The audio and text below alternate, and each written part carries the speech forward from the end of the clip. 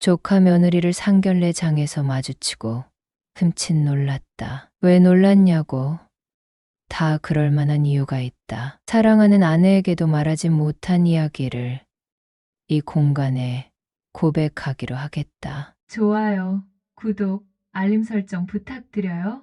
나는 사남매 중 차남이다. 맨 위는 누님, 내 위로 형님이 한 분 계시고 아래로 여동생 한 명 있다. 아들 둘, 딸 둘 남들이 말하는 가장 이상적인 조합이다. 나는 꽤 안정적인 기업에서 연구원으로 일하고 있다. 우리나라에서 대표적인 대기업이다. 사회 초년생일 때는 일이 무척 힘들었다. 게다가 잦은 해외 출장으로 아내가 많이 힘들어했다. 아이들이 한참 클 때 아이들 옆에 있어 주지 못해 미안한 마음이 들기도 했다. 그렇게 고생한 결과 높은 연봉과 복지 혜택을 받을 수 있었다. 우리 아이들은 대학생이 되니 회사에서 등록금을 내줬고 요즘도 회사에서 운영하는 워터파크도 아주 저렴한 가격에 이용했다. 회사에서 주최하는 봉사활동도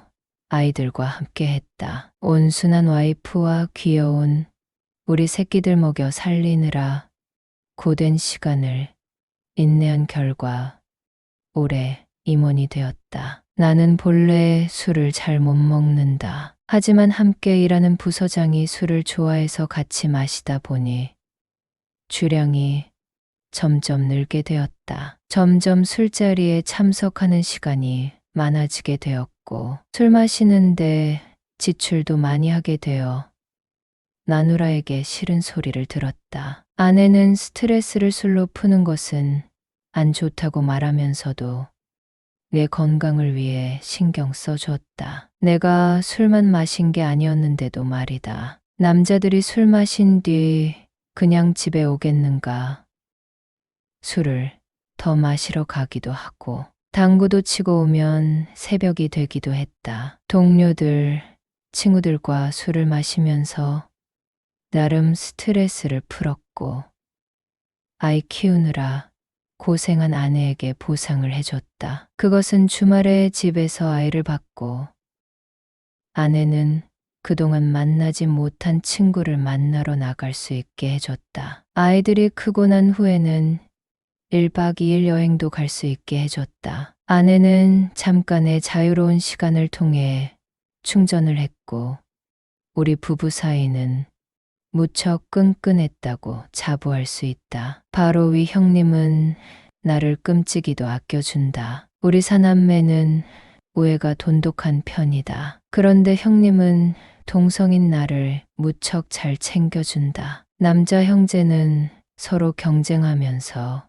큰다고 하는데 형은 그렇지 않았다. 형님은 신문사에서 기자로 일하시고 정년 퇴임을 하고 집에 계시는데 외아들이 곧 결혼을 한다는 소식을 들려줬다. 마침 상견례를 하는데 나도 나왔으면 좋겠다고 했다. 작은아버지가 상견례에 나오면 부담스럽지 않냐고 했더니 여자 측에서도 작은아버지 내외가 함께 나온다고 하는 것이었다. 조카는 며느리 될 여자를 이미 형님 집에 인사시켰고 자주 왕래하고 있었다. 나는 형님의 초대를 받고 어떤 아이가 내 조카 며느리가 될지 무척 궁금해졌다. 와이프와 상견례장에 들어섰고 미리 와서 앉아있는 조카 며느리의 얼굴을 보고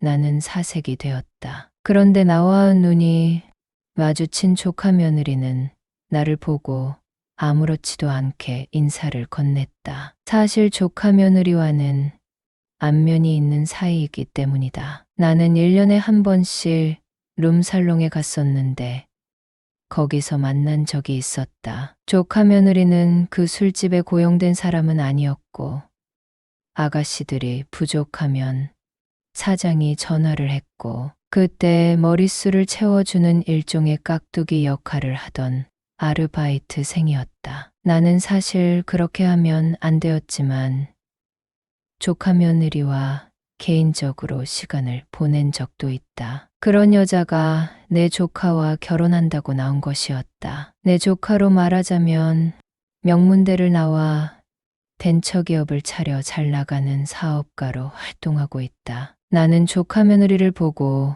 긴장이 돼서 말도 제대로 잇지 못했지만 그녀는 얼굴에 철판을 깔고 나를 처음 본 사람이냥 공손하게 인사하는 모습에 가슴을 쓸어내렸다. 그 아이가 나를 알아보고 긴장하는 표정을 짓거나 나를 못했더라면 나는 더 당황했을 것이었기 때문이다. 아내에게 듣기로 조카 며느리는 집안도 좋고 예쁜 데다가 인사성 바르고 똘똘하고 저축한 돈도 많다며 이런 며느리를 맡게 될 줄 몰랐다며 자랑을 늘어놨다고 들은 적이 있었다. 형수님이 입에 침이 나르게 칭찬을 하니 어떤 아가씨와 결혼을 하는지 무척 궁금했는데 나와 술집에서 만난 여자라니 크게 놀라지 않을 수 없었다. 그렇다고 너의 정체를 낱낱이 밝혀주겠다. 나는 너의 과거를 알고 있다. 라고 말한다면 조카의 혼사기를 내 손으로 망치는 길이기 때문에 진정하고 식사를 했다. 사실 속옷은 축축하게 젖었다. 조카 며느리가 나를 보고 웃을 때마다 소름이 돋았고 무슨 말을 할지 긴장이 되었기 때문이다. 그날 아내는 역시 호텔 식사는 맛있다며 만족해했는데 나는 사실 반도 못 먹었다. 긴장감 때문에 흐르는 땀을 닦아냈고 세상이 이렇게 좁구나 하며 지난 내 행동을 후회하고 있었다. 그날 좋은 분위기에서 상견례를 무사히 마칠 수 있었다. 조카 며느리는 끝까지 표정 하나 흐트러지지 않고 있었다. 그 아이의 뻔뻔함과 가증스러운 모습에 경악을 금치 못했는데 다시 생각해보면 그 아이도 결혼할 남자를 만나 양가 부모님을 만나는 자리이니 긴장했을 거라고 본다. 여러분은 써리모의 영상을 재미있게 듣고 계십니다. 상견례 때 며느리의 작은아버지가 말하기로 며느리의 부모님은 경제 사정이 상당히 좋은 편이라고 했다. 시내에 있는 꽤 넓은 평수의 아파트를 사준다고 했고 진명이도 신랑, 신부 공동으로 해준다고 했다. 형님도 형편이 좋은 편이었지만 여자 측 부모에 비하면 새 발에 피인 듯했다. 형님은 기분 좋게 와인을 건넸지만 나는 편하게 와인을 마실 수 없었다. 형님은 평소에 술을 즐겨하는 내가 오늘따라 예의를 차리고 그래. 기분 좋게 한잔 해라고 권했지만 나는 조카가 결혼한다고 하니 내가 긴장돼서 아무것도 못하겠다며 정중하게 사양했다. 그 자리가 언제 끝나는 건지 2시간이 20년은 된 듯한 느낌이었다. 그렇게 긴장된 시간이 지나고 집에 가서 한동안 멍하니 서 있었다. 아내는 빨리 씻지 않고 왜 그렇게 넉나간 사람처럼 앉아있냐고 타박했지만 대답할 기운도 없었다. 그때 형님이 전화를 걸었고 우리 며느리감 실제로 보니 어때? 네 형님. 제가 본 중에 가장 완벽한 처자 같던데요. 좋으시겠어요. 형님하고 형님의 비위를 맞춰줬다. 조카가 이 결혼을 한다면 나는 자주는 아니어도 큰 행사가 있을 때마다 그 아이를 보게 될 것이고 나는 너무 불편할 것 같았다. 게다가 술집에서 일했던 아이라니 모범생인 얘 조카에게 가당치 않다고 생각했다. 그 아이를 잘 달래서 조용히 결혼을 물으라고 말하고 싶었다. 다음날 회사에서 점심 먹고 쉬고 있는데 그 아이에게 전화가 왔다. 안녕하세요. 작은 아버님, 저예요. 오늘 저녁에 시간 되면 저랑 얘기 좀 하셔야 하지 않겠어요? 라고 하는 게 아닌가.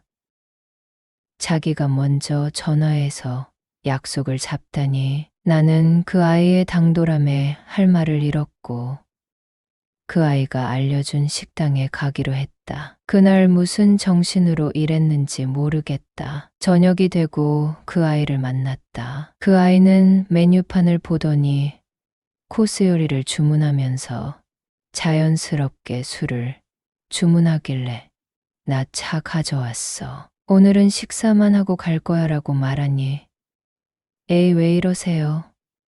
술 잘 드시잖아요. 요리 드시면서 같이 술 드세요. 술 깨는 방법은 많잖아요. 라고 발칙하게 말하며 내게 술은 권하는 그 아이를 보니 얘가 도저히 이길 수 없는 아이라는 생각이 들었다. 이 아이를 만난 것은 2년 전 일이다. 부서원들과 룸살롱에서 술을 마시다가 그 아이가 내 곁에 앉았다. 아무리 둘러봐도 이런 곳에서 일할 아이가 아닌데 참 의아했다. 너 전에 보니 외국어도 잘하던데 다른 일 해보지 그래? 하고 물으니 이건 일이잖아요. 안 그래도 저 오랫동안 사귄 남자 있고 결혼 약속했어요 라고 말하는 것이었다. 그때 말한 남자는 바로 내가 제일 아끼는 조카라는 것을 꿈에도 모르고 있었다. 남자친구가 너 여기서 일하는 거 알아? 하고 물으니 저녁에 과외한다고 했어요. 그래서 주말에만 만나고 있어요 라고 당돌하게 말하던 아이였다. 나는 룸살롱에서 그 아이에게 전화번호를 줬고 밖에서 여러 번 만남을 가졌다. 나에게도 그만한 딸이 있었는데 내 딸이 아무도 모르게 그런 일을 한다면 집안이 뒤집힐 것 같았다. 그녀는 나름대로 프로의식이 투철했다. 센스 있게 손님 접대를 잘했고 다른 아이들처럼 무리한 요구를 하지 않았다. 사실 그렇게 도도하고 예쁘고 어린아이가 나를 찾으니 나는 마다할 이유가 없었다. 나야 늘 술을 잘 먹는 사람이었고 늦는 일도 많으니 아내에게 핑계대는 것은 일도 아니었다. 내 주변 친구들, 동료들의 부모님의 부고를 핑계로 대기도 했고 어느 날은 누가 이런 일 때문에 나랑 꼭 술 마시고 싶대. 그런데 그 사람은 1차로 안 끝나. 술집 3군데는 돌아야 끝이 나라고 하며 술자리를 정당화했다. 조카 며느리가 될 그 아이는 나에게 술을 권했고 나는 뒤 일은 나중에 생각하기로 했다. 이상하게 나는 점점 취해갔고 그 아이는 제 과거는 잊어주세요. 저도 작은아버님과 있었던 일은 무덤까지 안고 갈게요 라고 했다. 그 아이는 술 한 방울도 입에 대지 않았고 나중에 알고 보니 그 아이의 철저한 계획이었다. 나는 그 아이의 계산에 놀아났고 내가 하고 싶었던 말은 꺼내지도 못하고 술을 마시게 되었다. 술에 취하니 판단력이 흐려졌고 그 아이가 내 차를 운전했다. 저기 보이는 모텔 기억나세요? 우리 자주 만나지는 못했지만 그때 좋았잖아요. 이렇게 만난 것도 인연이니 잠깐 좀 쉬고 가요. 라고 하는 것이었다. 너 결혼할 아이가 나를 가지고 노는 거니? 라고 하자 내가 작은아버님 같이 매너 좋은 분을 어떻게 잊어요? 그러고 보니 우리 그이랑 작은아버님이랑 공통점이 많네요. 우람한 게 유전인가 봐요 하며 깔깔대며 웃는 게 아닌가. 국화를 생각한다면 내가 빠져줘야 하지만 이렇게 예쁘고 여우 같은 아이에게 넘어가지 않을 사람이 몇이나 될까? 나는 본능에 충실해지기로 했다. 그 아이와 좋은 시간을 보냈고 우리 인연은 여기서 끝내자고 했다. 그리고 작은 시아버지로서 충고했다. 너의 당돌함은 이제 더 이상 받아줄 수 없어. 앞으로 행동 조심해. 내가 지켜볼 거야 라고 말이다. 그 아이가 순진한 내 조카와 잘 살지 진심으로 걱정된다. 이 일을 형에게 사실대로 털어놓을 수 없어 무척 답답한 마음이다.